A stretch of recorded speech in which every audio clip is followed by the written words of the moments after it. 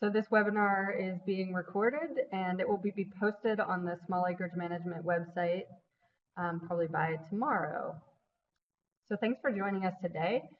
Our presentation today is residential rainwater harvesting in Colorado. And I'm happy to have here with me Jennifer Tucker, the Small Acreage Management Agent in Adams County, and Deryn Davidson, the CSU Horticulture Agent in Boulder County.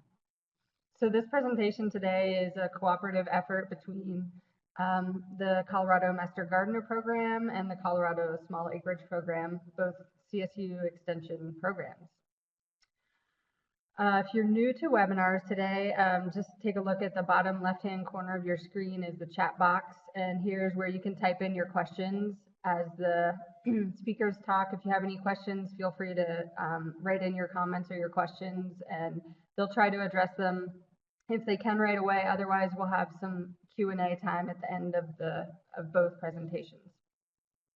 So Jennifer and Deryn are both going to speak, and we're only scheduled initially for an hour, but this might end up going maybe an hour and 10 minutes or so. So if you can't stay with us the whole time, just remember it will be recorded and you can catch up with what you miss if you need to log off. So with that, we'll just go ahead and I'll turn it over to Jennifer Tucker to get started.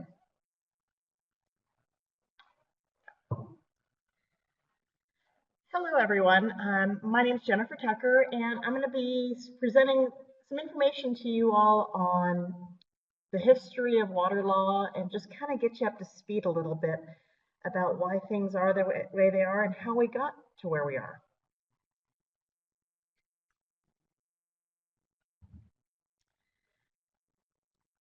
So a little bit about the webinar outline. We're going to talk a little bit about the history of why is it just now legal, and the rain barrels, and then how we can use those rain barrels to affect our earthworks.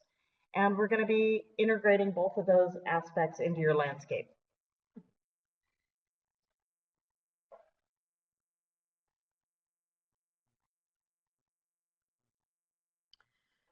So here in Colorado, we have a very different water law as compared to eastern parts of the United States. And while many people look at us like we're the Wild West, we are mostly farmers and ranchers that we're dealing with a very limited resource, even over, if we look at our history of a long time ago. And while the quote has been credited to a lot of people, including Tom Sawyer and Mark Twain, excuse me, whiskey is for drinking and water for fighting. We don't really know where that quote comes from, but it is kind of something that makes a lot of Coloradans smile as it relates to our water law.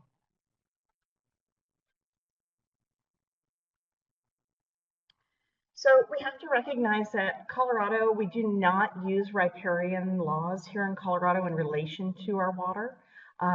We have the doctrine of prior appropriation, and what that means is first in time, first in right. And when we really look back on how that affects Colorado water law, basically whoever was here first and put in for those water rights first, they have first use of that water. So we have beneficial use, and you have to be able to prove that the water is being put to good use. And we do also have aspects of use it or lose it. So something that's kind of unique to Colorado is the water is not necessarily tied to the piece of property. So you might have a creek rolling through your property or a pond, but you may not have access to that water.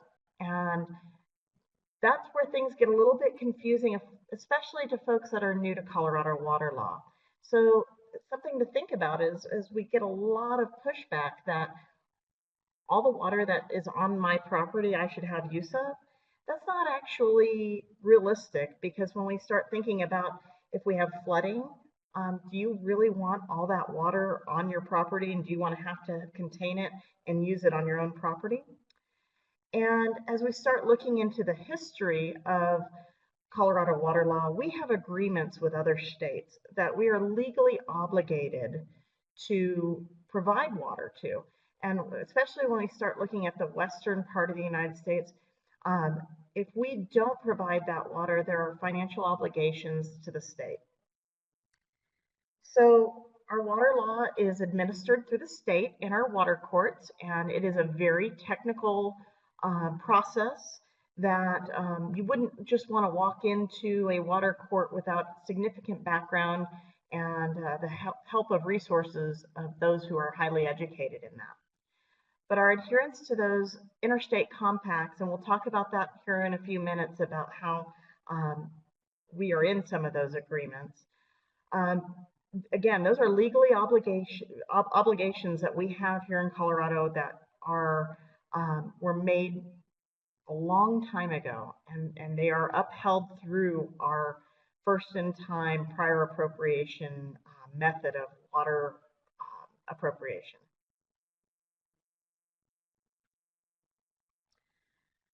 So I touched on this a little bit of who owns the water in Colorado, and why can't you just keep all the water that flows onto your own property? Again, if we look at 2013, the September 2013 floods that we had here in Colorado, very few people would want to keep all that water that fell onto their property. And so we have methods of that water making it into water flows that flow out of Colorado. There are also states that are absolutely reliant upon us. When you realize we are a headwater state, and with the exception of a very small part of the northwest corner of Colorado, no water really flows into our state. So all the water we have is what falls mostly from snow, but also from rain. And then through our topography, flows down to different parts of the state and then out of the state. And if we don't provide that water to other states, we've seen both to the west and most recently to the east, Kansas and Nebraska, that if we don't provide enough water, an agreed upon amount of water, then we have to go back and we have to provide financial obligations to those states. And we see then in Colorado,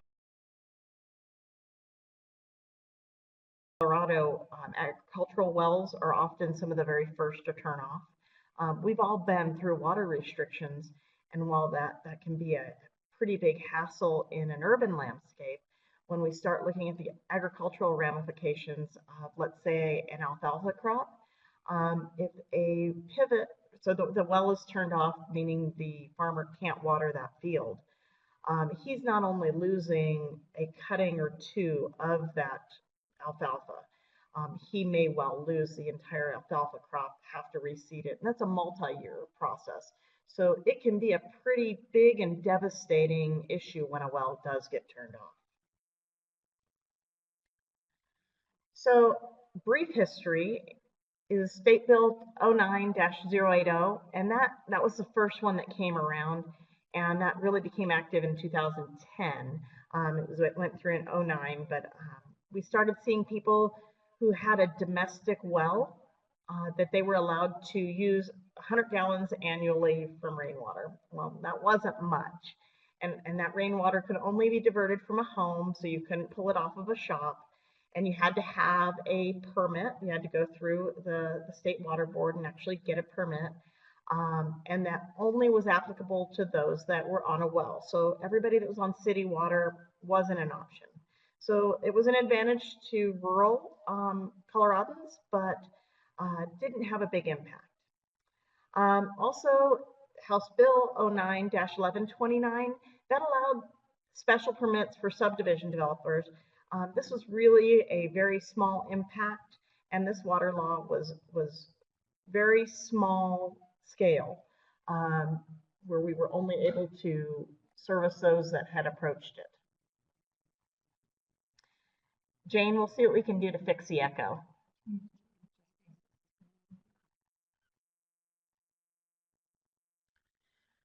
So as we look in Colorado water law, CSU conducted a study, and we found that there'd be no adverse effect on senior or junior water rights users of downstream users by the utilization of rain barrels.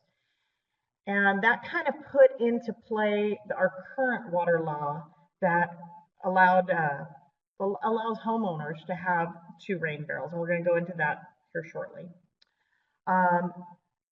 We also know that the amount of water that we are collecting coming off the rain barrel is pretty small in comparison to when we look at that rainwater runoff as a whole.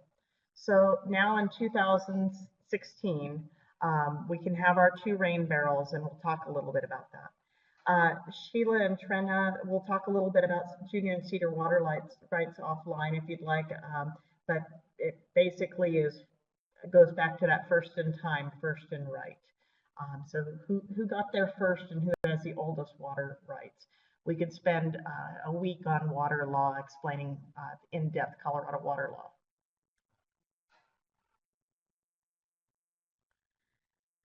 So we'll talk a little bit about what a rain barrel is legally, but probably a very important aspect of Colorado water law is that your rain barrel has to have a sealable lid. It has to be located above ground. Other states, very popular to have underground water storage, but here in Colorado, it says we have to have that above ground, and it has to be from a downspout or from a rooftop.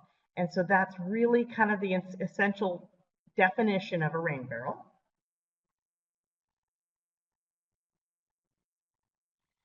And so with House Bill 16-1005, you're allowed up to 2 rain barrels with a combined storage of 110 gallons.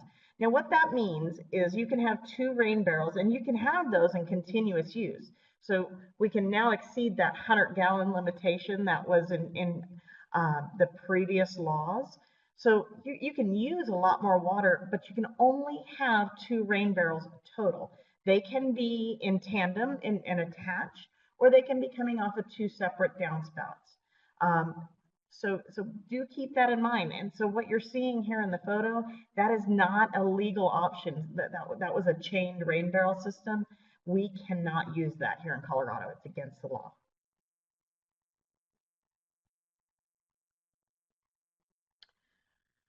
So legally, it has to be from a single family home or a multi-family unit with less than 4 or less units.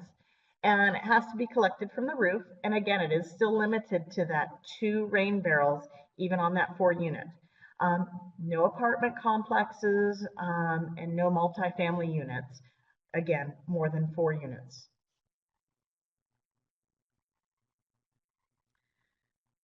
So definition of a single family residence, it's a private residence that's a separate building or an individual residence that's part of a row. And that single shared wall is going to be a pretty important defining factor.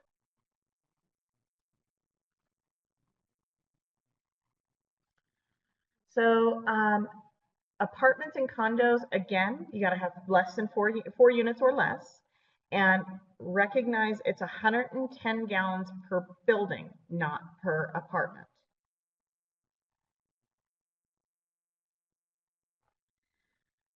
The water has to be used on the same property. And that's really a big deal, because I have folks that they may have a property that they're using it in flower beds. That's not okay. It has to be used, and it has to be used outside. I don't know if you guys can see the rest of that. And that's really an important factor, is it has to be, this isn't for use for watering your house plants, and we'll talk a little bit about what it is also not to be used for, but it's to be used to water plants outside is your best use of this water. And this is something that I get approached as a small acreage agent quite a bit, is my HOA. Your HOA can't prevent you having a rain barrel. However, please be advised that they can put very definite restrictions on where the rain barrel is placed or how it's concealed. They may have requirements that it's painted a neutral color or painted a similar color than the house, may require screening. So you will need to check with your HOA to see if there's any requirements on that. And we expect that to be something that's in flex as we go. I'm going to turn over to Deryn now. She's going to talk with you a little bit about gray water harvesting and stormwater harvesting.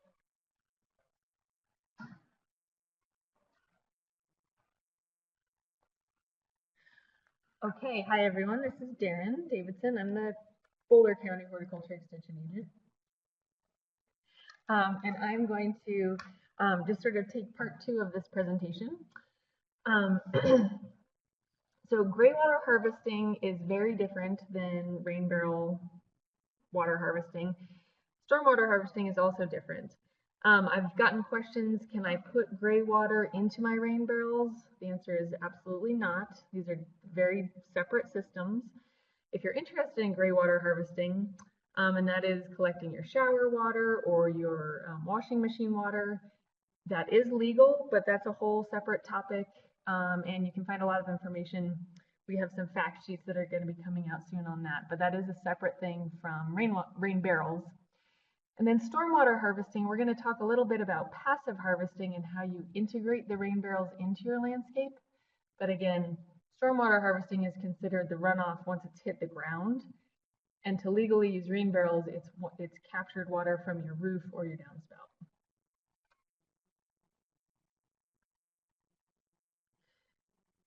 So you can see that the collected precipitation is used for outdoor purposes, like Jennifer was saying, and primarily it's really to irrigate lawns and gardens.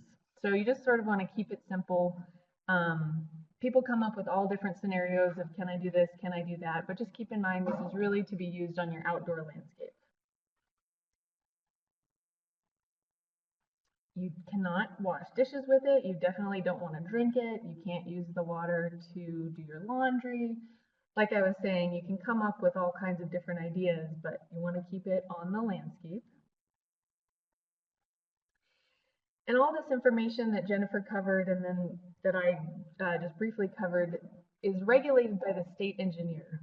And there's information, you can see the website at the bottom of the screen there, water.state.co.us. You can find a lot more information there about the rules and the regulations. So a lot of people ask, how big of an impact is this going to have if I'm collecting rainwater?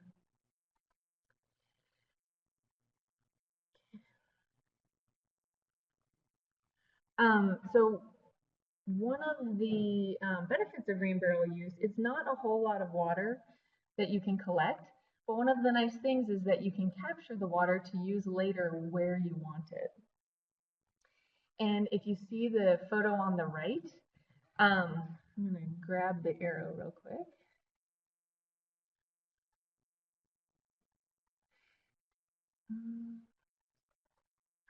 So you see on the lake here, you see where that green arrow just popped up, that light band that goes all the way around that reservoir? That's often termed as the bathtub ring. What that's showing is the level of water and how much it's dropped. And so one of the things that we're doing here, if you're collecting rainwater to use on your landscape, you're trying to minimize the amount of municipal water that you're using on your landscape, and that's going to have a positive impact. We're not going to be drawing as much water from the reservoirs and water sources. And Carl, we're looking, I see your question there about using harvested stormwater for livestock watering. The answer is no. So it's really just intended to be used on outdoor lawns, plants, and gardens. Good question.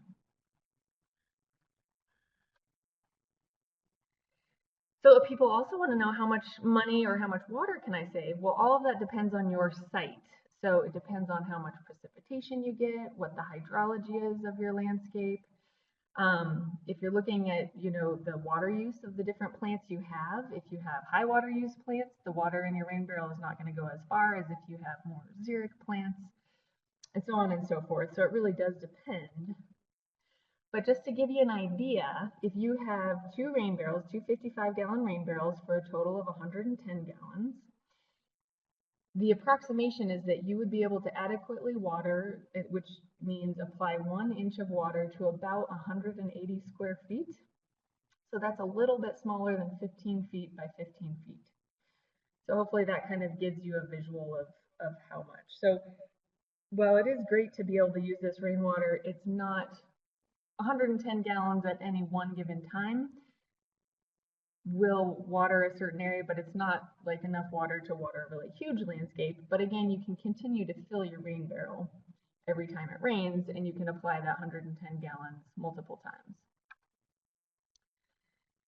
So some of the benefits of rainwater over your municipal water, well, it's free, generally speaking. It falls out of the sky and fills your rain barrel. Colorado rainwater is generally soft and it's low in salts, which is good for plants. It's not treated, so it's unchlorinated, and that's better for plant growth. And then studies also show that rainwater contains small amounts of nitrogen.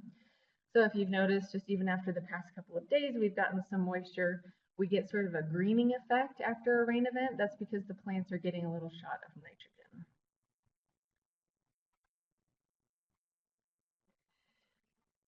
So there are definitely a lot of things to keep in mind when you're talking about holding rainwater on your site, and safety is one of the big ones. So ideally, you're going to use your rainwater within about a week. Research shows that you can store the rainwater for up to a month, but really if you're going to hold it any longer than that, like you're going out of town or something, you should really drain that water. One of the reasons is that rain barrels, they're really only ecologically relevant if you use them. You don't want to just store the water indefinitely. And just to give you an example, you know, we've been allowed this rain barrel and rainwater harvesting, and we want to be good water stewards. So we know that the farmers and ranchers are also relying on this water. We don't want to have a negative impact. So with the example up on the screen, if a 1,000-unit subdivision were to install one rain barrel, so one 55-gallon rain barrel on every home, and if just 20% of those homeowners didn't use their rain barrels, so they kept the water in the barrels, that's 11,000 gallons that's not making it back into the water cycle. So that kind of illustrates you really do want to use that water. During the winter time, we have to deal with rain barrels differently than some of our, some states that have warmer climates where things don't freeze. They can use their rain barrels year round. But you can see the image on the right there. You don't want your rain barrel to look like that. That's a mess. So over the winter, you want to disconnect your rain barrel, dry it out, store it upside down, move it into the garage if you can, and you want to have the spigot open. Now, of course, we get snowstorms and then sunny days, and then, the snow melts and that water could potentially be going into your rain barrel, but it's better to just take it out of commission over the winter months and then use it during the rain garden or during the growing season. And there's a question about diverting water into rain gardens. We're going to go into that quite a bit. We're going to talk about how you can integrate rain barrels into your landscape. So a few more safety concerns. Mosquitoes can certainly, many people know that they need hardly any water and hardly any time to complete their life cycle. And so if we have standing water, that's something we want to keep in mind. So one of the requirements of the House bill is that you have a sealable lid. And one of those reasons is that way you can have a fine mesh that mosquitoes potentially cannot get into to breed. But also what you can do is, again, if you're draining the rain barrel regularly, then if any mosquitoes did get in, they're not going to have a chance to complete the life cycle. And if any larvae are in there, you're draining them out. And you can also use mosquito dunks. You can see the image there on the right. So this is something that you can, a lot of people that have ponds and water features and that sort of thing will use mosquito dunks. And they contain BT or Bacillus thuringiensis. It's ingested by the larvae and it kills the mosquitoes. So if you want to be extra cautious, then you can put those in your rain barrels. It doesn't have any adverse effect on the plants that you might put it on.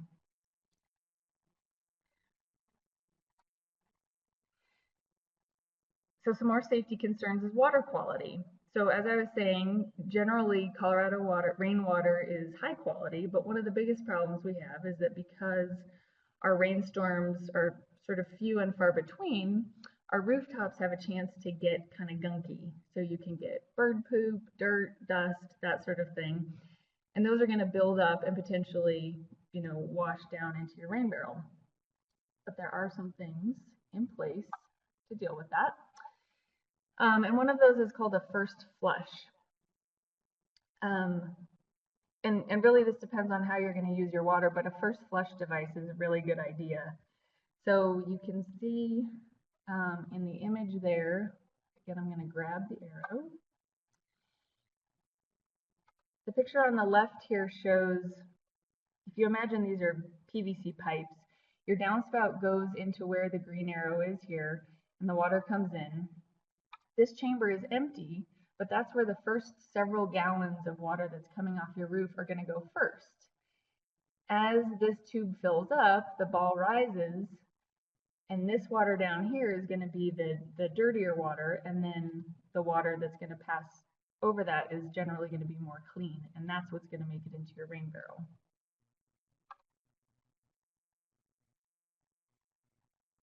Here's another one you can see. This is the downspout coming in. This is going to capture, generally first flush devices are 3 to 5 gallons, and they figured out that that's generally about enough water to capture most of the nasty water. That's going to fill up, and then the water is going to go back into the downspout and into your rain tank.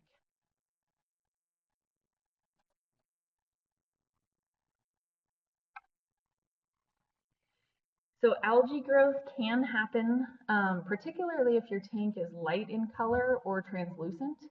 So an easy way to avoid that is to make sure you get a dark tank or a darker tank. If you're noticing, you want to check on your rain barrel pretty regularly. So it's not just a install it and forget it kind of thing. It does require some maintenance. And so you want to, check on your tank every, couple weeks, every month, something like that. Also depending on how much rain we're actually getting. But if you are noticing algae buildup, you can simply move it out from its location. If it's empty, of course, you want to drain it first because they're extremely heavy when they're full. And you can just do a dilute bleach solution where you rinse out the inside of the rain barrel, rinse it really well with fresh water when you're done, and then you can put it back in its place. You do want to be cautious of watering edible plants with water if you know that there's algae growing, because there are some algae that produce toxins that can be harmful. So you just want to kind of monitor things and make sure that the system is nice and clean. So overflow is something that people kind of tend to forget about.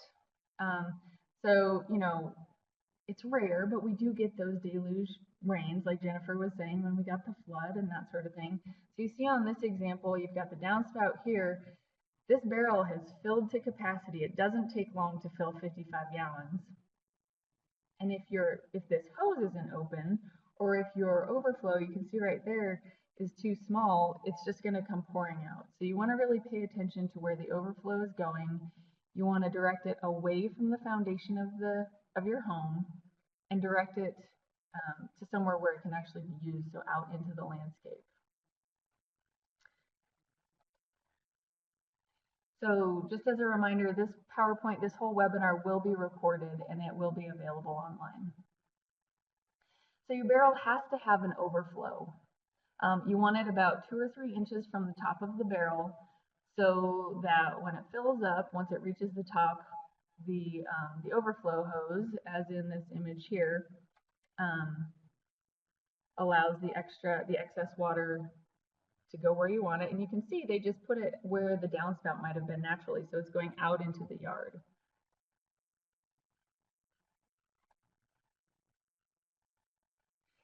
Your overflow can, obviously, like I was saying, can be directed into your landscape, and I'm going to go into more passive harvesting, but you can also use your overflow to connect 2 barrels. So if you decide to have your 2 55-gallon barrels right next to each other, the overflow can go from 1 barrel to your second barrel, and then you drain off that second barrel. If you set up this kind of system, the second barrel needs to be slightly lower than the first barrel, and that is because this is all a gravity-fed system. You've got to work with gravity. And so your catchment area, this is your roof, right? It's the first point of contact for the rain. It's where the rain hits. That is your catchment area. Typically asphalt shingles, are just fine. Some wood shingles can contain preservatives that might be harmful, so that's something that you have to sort of check out what you have, what your own situation is, and then move forward from there. And then metal roofs tend to shed contaminants, and the first flush can usually take care of that. So to figure out how much water you're going to get, if you're curious, just a quick calculation. If you look at the rectangle there, that's a bird's eye view of a sort of a ranch style house. You can see from eave to peak is 20 feet, and then the length of the roof is 40 feet. And then each of these brown dots is a downspout. So you could potentially have a rain barrel at the base of each downspout there. So the calculation that you do, you multiply 20 times 40. That means you have 800 square feet of catchment area. And then you figure out based on the amount of rain that you're getting. So if you see in this first equation, you have 800 square feet. If you get a half an inch of rain, then you multiply it by 0.5. And then the coefficient you multiply that by is 0.6 or 0.63 to be more exact. So in just a half an inch of rain, an 800 square roof is going to collect 252 gallons. So even if we only got a tenth of an inch of rain, and a lot of times in Colorado we get, tiny little rains, a tenth of an inch of rain, you can potentially almost fill up one of your rain barrels. So over the course of a year, that can be thousands of gallons. So it really does work. I've talked to a lot of people that think, well, we hardly get any rain, and will they actually fill up? Well, they will. I've seen it, and they do. So again, storage, we've been talking a lot about safety and storage and all the right things to do. And this is just to make sure, because this is sort of a new practice for Colorado, we want to make sure that everybody knows the best management practices. And so I'm just going to cover a little bit more about that. So we have another question. The calculation is based on inches of rainfall for a given storm. That's correct. That's how you're going to know. So if you get a 1-inch rain, you do that calculation and you can figure out how many gallons you're going to get. So hopefully that answers that question. So you're storing the water in your barrel. You want to make sure that according to House Bill 16-1050 that it's secure and clean. You always want to use good safety practices when you're installing it, or if you're doing a DIY, that your gloves and safety glasses and all of that, if you're drilling and doing different things with power tools. You can definitely find some cheaper barrels from bakeries, delis, feed stores, that sort of thing. Or you can also use a large trash can as long as it has a sealable lid. But then there are also pre-manufactured barrels that you can get online. And some of the hardware stores are starting to carry them a little bit. So you just kind of have to poke around a little bit. But there are barrels that already exist that are 55 gallons that you can modify to be a rain barrel.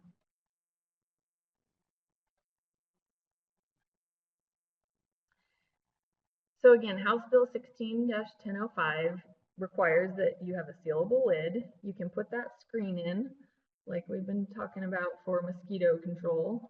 This example here has a lot of different holes cut in with screen mesh over it. So then you'd put the downspout just somewhere over there. And instead of having just one tiny little hole like this one, you're gonna, less water is potentially gonna splash out. But either way works. And then you want the downspout to be pretty close, 1 to 2 inches away from the lid of the barrel. You don't want there to be a large gap between the end of the downspout and the lid.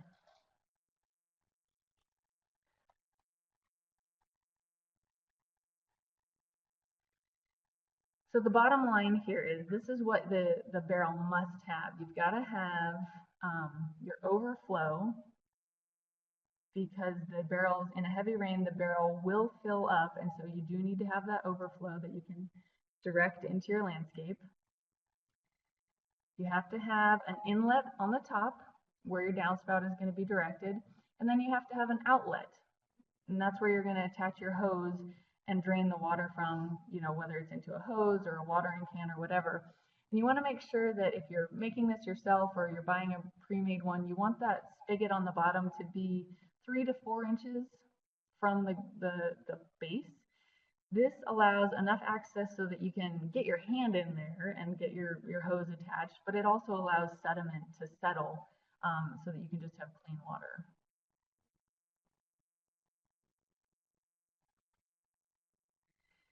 So one thing to remember is that this is a gravity-fed system. In other states where they have larger tanks and cisterns, they might attach pumps and that sort of thing, but that's when you're talking thousands of gallons of storage. So if we just have 55 gallons of storage, really you just want to, the easiest thing is to attach a garden hose. You can put a drip system on.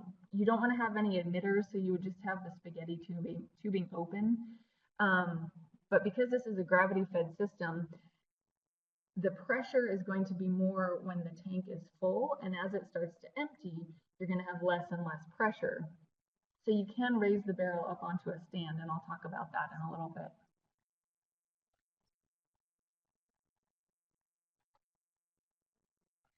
And so choosing a site. This is important. You want to have your rain barrel as close as you can to where you're going to be using the water. You don't want to have to be dragging hoses, especially because there won't be a lot of pressure. And you want to make sure that it's a safe site and it's a nice and sturdy site. A full 55-gallon barrel can weigh around 400 pounds. So you want to make sure that it's secure and it's not going to tip over. So as I was saying, you're going to have better pressure if you elevate the tank. And so concrete blocks can be used to make an area sturdy and to be able to raise it up a little bit. And then, like I was saying, you want to make sure that you don't have to have a really long length of hose to be moving from your tank, because there isn't going to be a whole lot of pressure. This is just sort of a shopping list for when you're getting ready to install. I'm not going to go over every single one of these things, but just kind of glance over it. These are some of the tools and things that you'll need. I helped somebody install a rain barrel over the weekend, and it went pretty smoothly, but we did have to adjust the downspout, so we had to cut the downspout, get different elbows to, direct the water into the barrel, that sort of thing. And one of the nice things about being a little bit later to the sort of rain barrel party is that a lot of other states have been doing this for years. And so there's tons of really good information from those states. You can see on the lower right there, if you search Utah State University rain barrels, they have YouTube videos. The University of Arizona also has a lot of really good information. So people have been doing this for years and years. So while it's new to us, and we need to understand how it all works, a lot of this stuff has already been done, so we can learn from them. So as I was saying, the easiest is going to be a prefabricated barrel. So here are a couple of examples that you can get that are already put together. For the most part, you just have to put them on a sturdy stand and connect the downspout. You can also create them yourselves from barrels, and that takes a little bit more work, but also doable. Again, you want to look for a sealable lid, proper spigot or drain placement. Sometimes they'll have the spigot sort of at the middle of the barrel. And so if your spigot is 2 feet up from the bottom of the barrel, then that's 2 feet of water that you're not going to have access to. And then again, to comply with the rules and regulations, you want to make sure that your volume is not more than 110 gallons total. So then again, elevating the rain barrel, here are a few examples of what you can do. Again, the most important thing here is that it's sturdy and it's not going to tip, because if it tips over, it could do some damage. Again, the higher it is though, the easier it is to connect the hose and the more pressure you'll have. So you kind of have to find that sweet spot. You don't want to go too high, but you do want to elevate a little bit.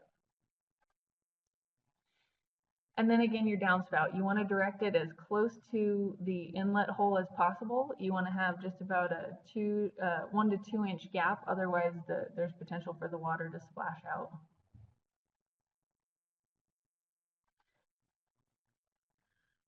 There are downspout filtrations. One thing that sometimes people forget to think about is that their gutters can get clogged, and if their gutters get clogged, then the water's not going to make it down the downspout. And that happens all the time, whether somebody has a rain barrel or not.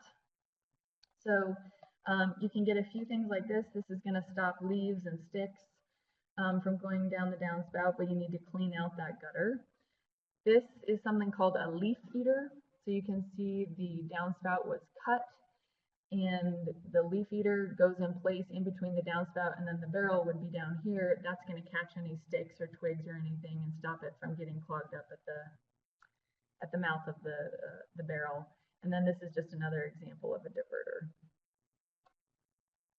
And again, it's hard to find this stuff around here right now, but you can find most of it online. And I suspect as time goes on and more people start doing this, the supplies will become easier to find. So again, just a visual of a couple of different types of diverters that you might be looking for and you might see, because some of these parts and pieces might be kind of new to you. And this is what an installed one might look like. So you've got the upper downspout, a flexible downspout, there's always an overflow, there's the diverter or the first flush, of course the rain barrel, and then you have a lower outlet to access the water. Okay, so now moving on to integrating the rain barrel into your landscape. And I really think that a rain barrel alone is pretty ineffective. You've got to think about how you're going to actually use it in the landscape. So it's an integrated system that works together.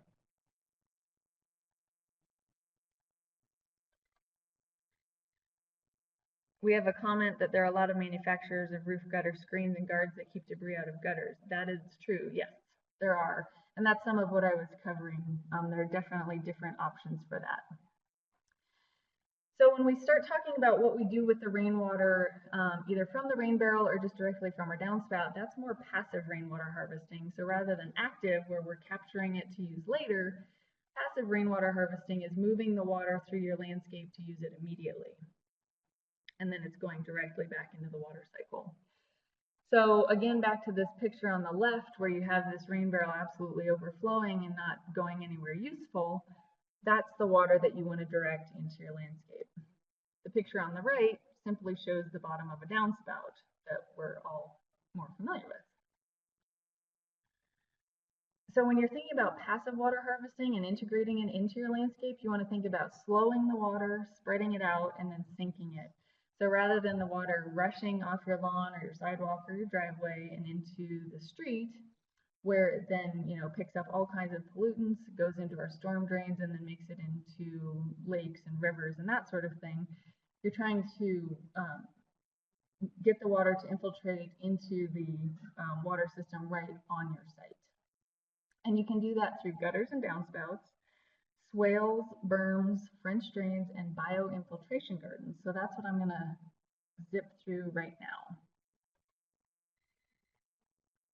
So to figure out what kind of passive harvesting makes sense for you, you want to have sort of a flow map. So you need to know what your property, how it acts, how it behaves, where are the high spots, where are the low spots. So after the next rainstorm, you can sort of observe the water is coming down my downspout or off my roof, and it always puddles over here, or it rushes off from there. So you need to figure that out about your land and your landscape.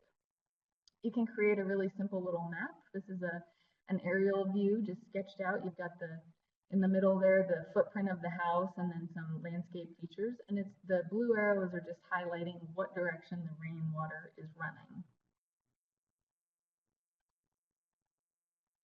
So passive rainwater harvesting is something that's been around for a very, very long time. Ancient civilizations developed practices a long time ago, and basically it's just another word for this is earthworks. So you're moving soil around and you're just managing water where it flows. And the picture there is Native Americans doing what's called waffle gardening, which is an ancient gardening technique or farming technique. So the first thing I'm going to mention are swales. So swales are are earthworks that spread water horizontally and generally on the contours of the land. So swales don't hold water, they help move water. So if you've heard of dry creek beds, as you can see in this image here, this is coming from a high spot over here, and then it's moving down this swale into a lower spot. Here's another dry creek, and you know, it just looks like a nice landscape feature. There's a little footbridge, but when there's water flowing, that can actually be conveying water to another part of the garden. Berms are next. They're also sometimes called microbasins. So these are created to slow water down. So you're not moving water with berms, you're actually trying to slow it down, let it infiltrate.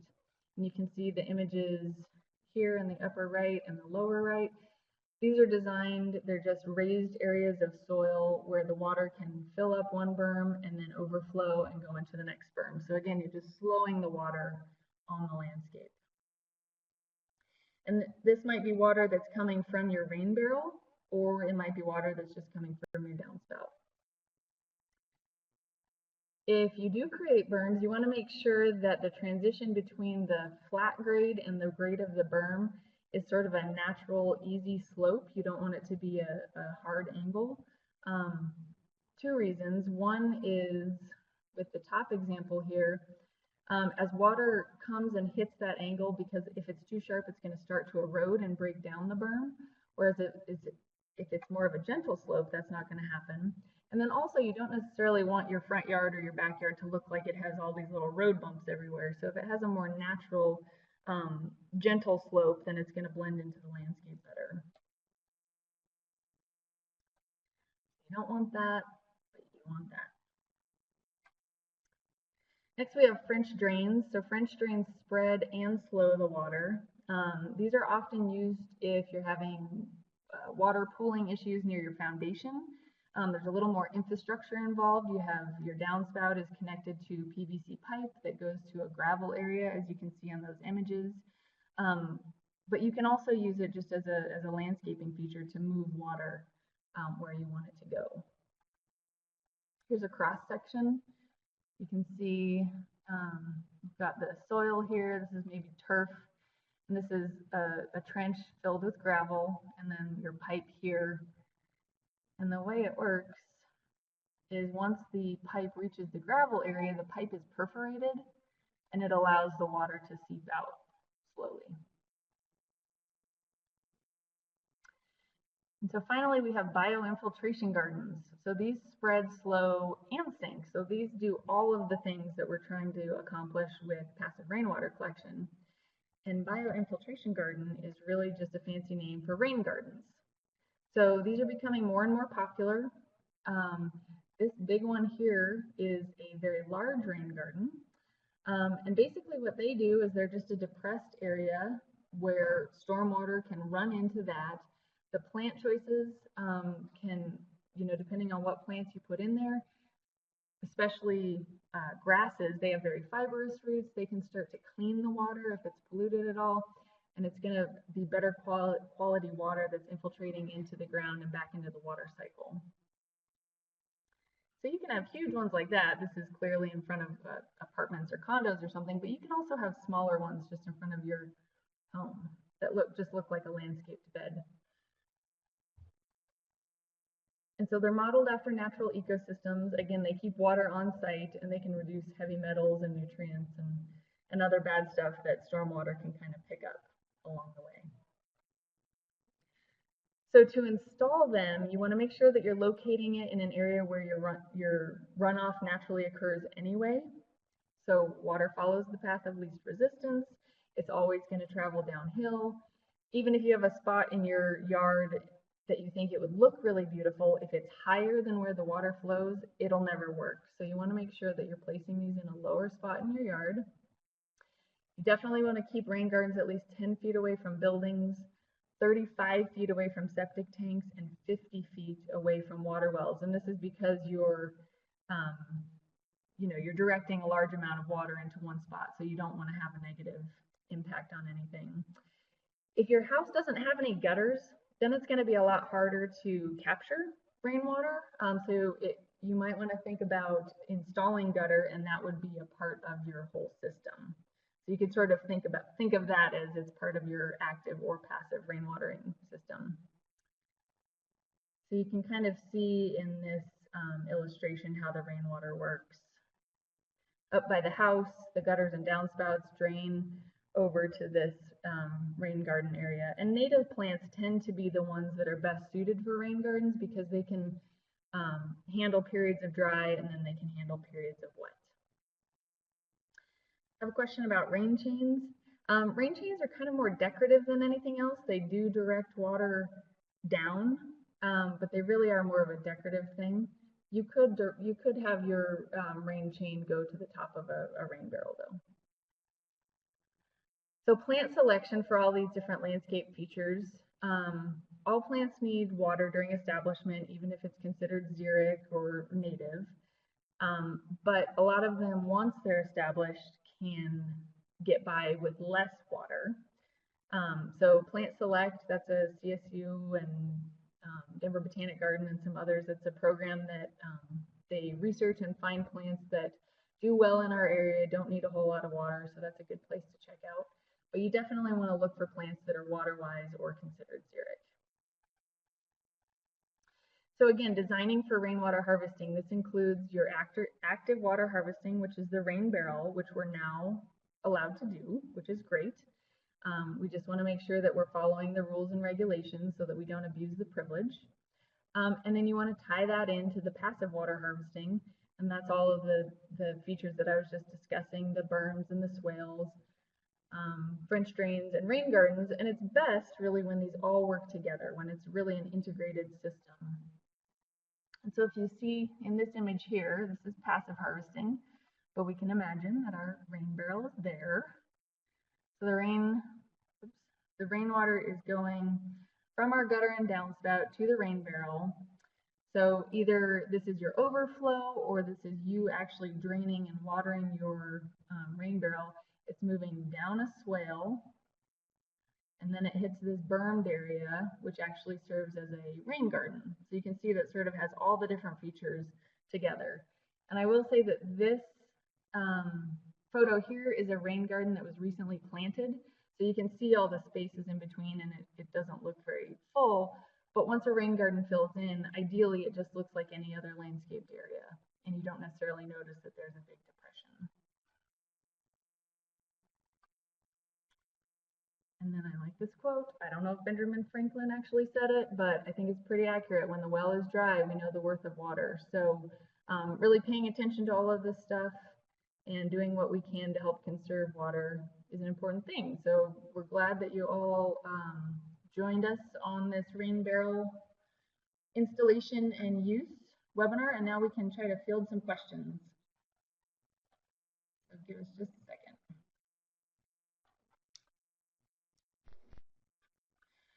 So somebody asked about a reference to gray water harvesting. I don't have any good ones on the top of my head, but CSU is about to publish fact sheets, 2 different fact sheets that cover all of that. So you can sort of stay tuned. You can keep checking back to the CSU extension website and go to the publications. Hopefully that'll be out soon.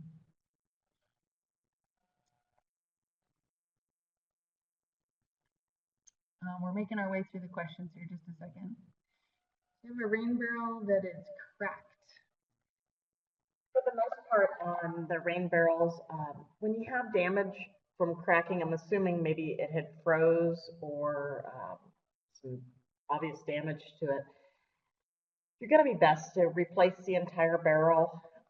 The decorative barrels are pretty pricey, so you might look at having getting some of the solvent-based adhesives to repair it, but I don't have a good answer because that would be a case-by-case basis.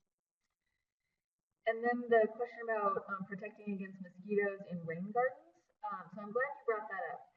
You want to sort of do an infiltration test on in your yard, and so if you dig, you know, a little ways down, maybe 6 to 12 inches down, just as a testing spot, fill that with water. If that water stands for longer than 24 hours, then that means you don't have good infiltration, and that would not be a good spot for a rain barrel, for a rain garden.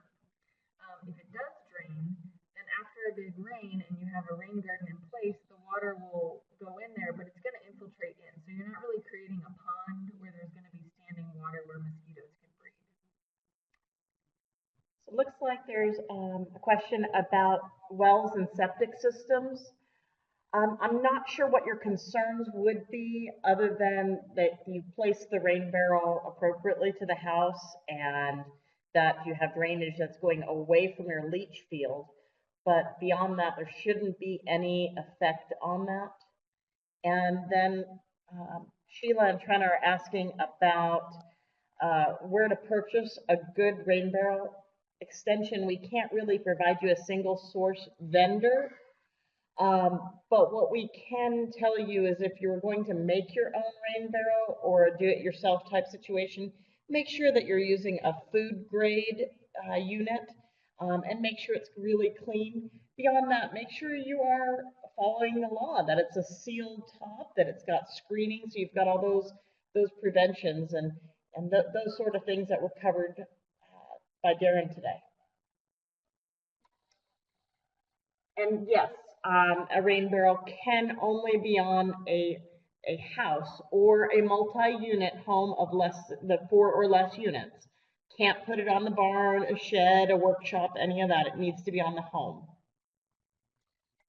And the question about wanting to use rainwater inside a greenhouse, I have to stop you there before I even read the rest of the question. The water has to be used outside. You're not allowed to use the water inside the home, inside a greenhouse, inside anywhere. So it really has to be limited to outside landscape use. But we cautioned against plants for human consumption. So if you're putting the water on a vegetable garden, that's generally fine. You don't want to put it necessarily on leafy green, on lettuces and that sort of thing. You can always have the water tested. And I would say if you have some concern about that, that might be your best bet, because then you know what kind of water you're getting. But generally speaking, watering like fruiting, vegetables, and that sort of thing is going to be okay. But you'll always want to wash your produce very thoroughly no matter what. And again, can't use the water inside a greenhouse. So Jesse, you asked about the rain barrel police. Well, there aren't any, but you have to realize that rain barrels fall underneath the water commissioner and they do fall under Colorado water law. So, you gotta be the good guy here. And if you're misusing your rain barrel, you have too many of them. If it can be proven that rain barrels are affecting downstream flows and are affecting a water right holder, this law can go away. They can stop the use of the rain barrels if any damage is proven. So I hope you don't want to be the bad guy that causes us all to lose this great resource.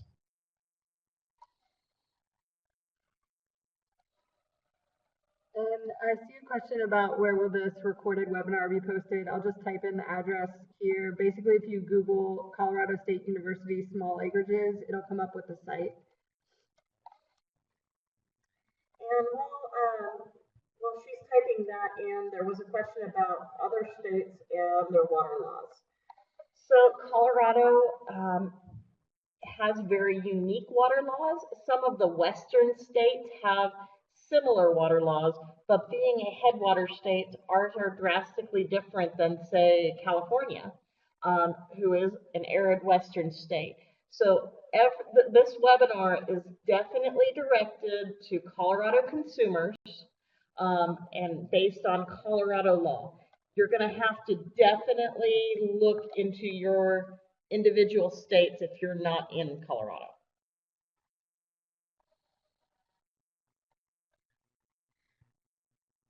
So we got one more question on the gray water collection system. There are definitely rules and regulations for gray water use. As I mentioned, CSU is about to publish fact sheets and good information on gray water use. You can also try checking out the CSU Stormwater Center. Those folks are working on a lot of these different types of water use, and I think they have some good information on gray water use. So if you were to just Google Colorado State University Stormwater Center.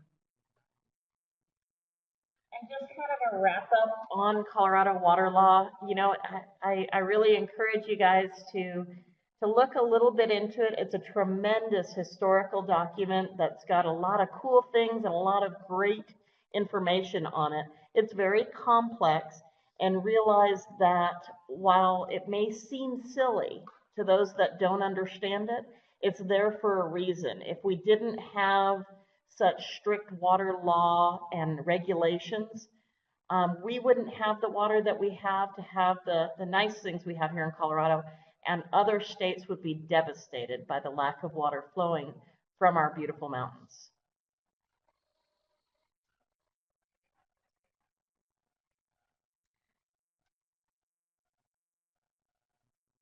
Oh, okay. Thank you, Chris. So we have Colorado Foundation for Water Education. He or she says is an excellent resource for Colorado water law, so you could check that out too.